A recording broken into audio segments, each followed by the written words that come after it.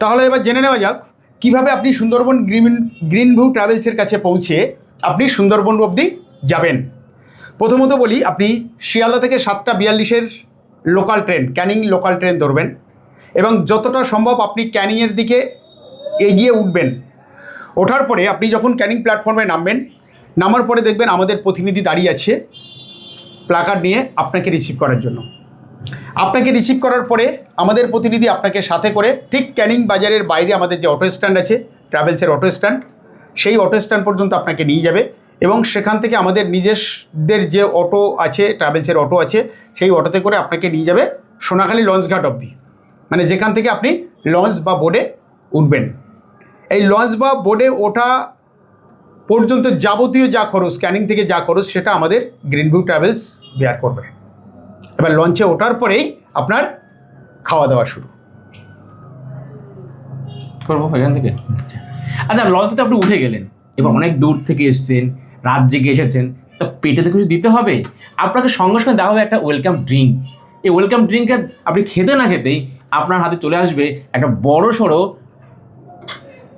এই welcome drink খেতে না খেতেই আপনার হাতে চলে আসবে একটা বড় সড়ো ব্রেকফাস্ট। তাই থাকবে লুচি, কাশ্মীর আলুর দম, মিষ্টি।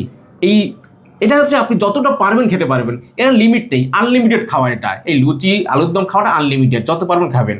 এটা খেতে খেতেই আমরা চা চলে আসবে, আমরা চা পান করব।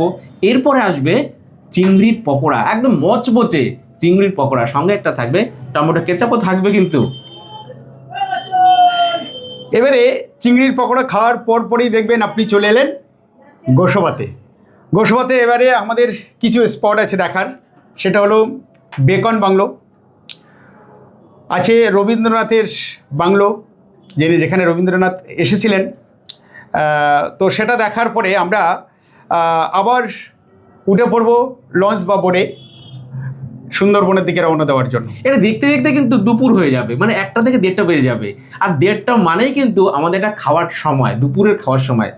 দুপুরে এবার আমরা খেতে বসবো, সুন্দর ডাইনিং প্লেস থাকবে, সেখানে টেবিল থাকবে, চেয়ার থাকবে, সেখানে বসিয়ে আপনাদের জমিয়ে খাওয়া দাওয়া হবে। কি খাওয়া দাওয়া হবে?